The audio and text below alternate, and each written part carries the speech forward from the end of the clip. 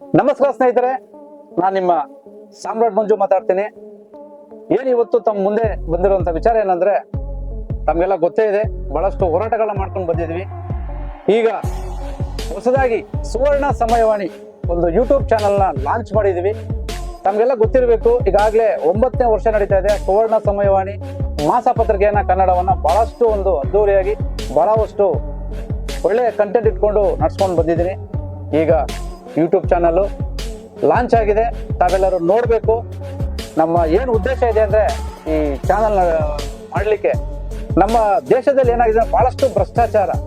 ಏನಪ್ಪ ಇದು ಭ್ರಷ್ಟಾಚಾರ ಬಗ್ಗೆ ಹೇಳ್ತಾರೆ ಅಂತ ಅನ್ಕೋಬೇಡಿ, ಪ್ರತಿಯೊಬ್ಬರು ಕೂಡ ಇದೇ ಮಾತು ಹೇಳೋದು. ಆದರೆ ಪ್ರಾಮಾಣಿಕವಾಗಿ ನಾನು ಹೇಳುವಂಥದ್ದು ಬಹಳಷ್ಟಿದೆ.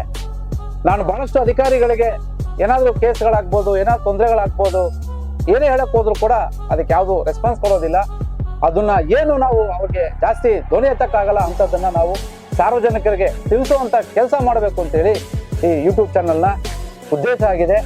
ಯಾವುದೇ ಒಬ್ಬ ಅಧಿಕಾರಿ ಆಗ್ಬೋದು, ಯಾವುದೇ ಒಬ್ಬ ಜನ ಸಾಮಾನ್ಯರಾಗ್ಬೋದು, ಹಾಗೂ ಒಬ್ಬ MLA ಆಗ್ಬೋದು, MP ಆಗ್ಬೋದು, ಯಾವುದೇ ಒಂದು ವಿಚಾರಗಳು ನಮಗೆ ಯಾವುದು ಮಾಡ್ತಿರುವಂಥ ತಪ್ಪು ಅಂತ ಅನಿಸಿದ್ರೆ ಅದನ್ನೆಲ್ಲನೂ ಕೂಡ ನಮ್ಮ ಮುಂದೆ ಇಡಬೇಕು ಅಂತೇಳಿ ನಾನು ಈ ಉದ್ದೇಶವನ್ನು ಇಟ್ಕೊಂಡಿದ್ದೀನಿ. ಹಾಗೆ ನಮ್ಮ ಚಾನಲ್ ಅನ್ನ ನೋಡಿ ತಾವೆಲ್ಲರೂ ಶೇರ್ ಮಾಡಿ, ಸಬ್ಸ್ಕ್ರೈಬ್ ಮಾಡಿ ಅಂತೇಳಿ ತಮ್ಮಲ್ಲಿ ವಿನಂತಿ ಮಾಡ್ಕೊಳ್ತೀನಿ.